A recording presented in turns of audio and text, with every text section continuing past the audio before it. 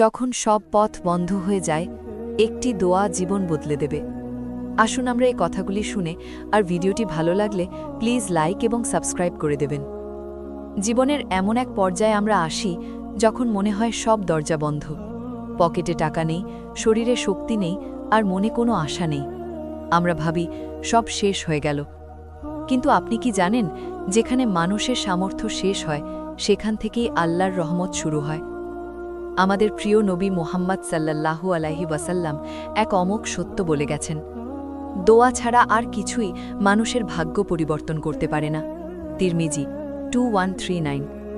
অর্থাৎ আপনার আজকের এই অন্ধকার রাতটি কেবল একটি আন্তরিক দোয়ার দূরত্বে রয়েছে এক নতুন উজ্জ্বল ভোরের থেকে।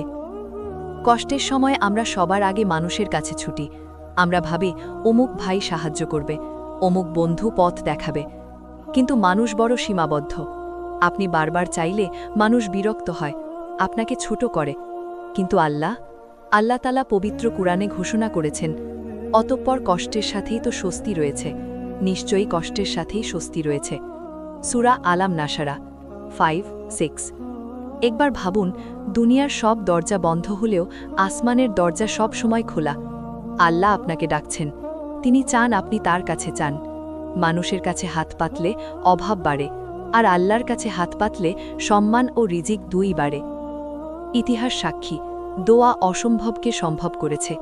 যখন কোনো জাগতিক উপায় ছিল না, তখন দোয়া কাজ করেছে। হযরত ইউনুস আলাইহিস সালাম যখন মাছের পেটে অন্ধকার সমুদ্রে বন্দী ছিলেন, তখন তিনি পড়েছিলেন, লা ইলাহা ইল্লা আন্তা সুবহানাকা ইন্নী কুনতু মিনাজ জলিমিন। আল্লাহ সেই অন্ধকার থেকে তাকে উদ্ধার করেছিলেন।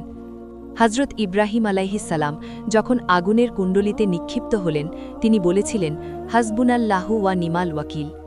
বিশাল আগুন তার জন্য ফুলের বাগান হয়ে গেল। আপনার সমস্যা কি মাছের পেটের চেয়েও অন্ধকার? আপনার কষ্ট কি ইব্রাহিম আলাইহিস সালামের আগুনের চেয়েও উত্তপ্ত? যদি না হয়, তাহলে কেন আপনি নিরাশ হচ্ছেন? আপনি যদি আজ সত্যি আপনার জীবন বদলাতে চান, তবে মানুষের কাছে হাত তোলা বন্ধ করে এই 3টি কাজ করুন। 1. তাহাজ্জুদের কান্না। শেষ রাতে যখন পুরো পৃথিবী ঘুমে, তখন আল্লাহ দুনিয়ার আকাশে নেমে আসেন। তিনি ডাকেন, কে আছো সাহায্য চাওয়ার? আমি তাকে সাহায্য করব। ওই সময় আপনার মনের সব জমানো কথাগুলো তাকে বলুন। 2. হৃদয় উজাড় করা দোয়া।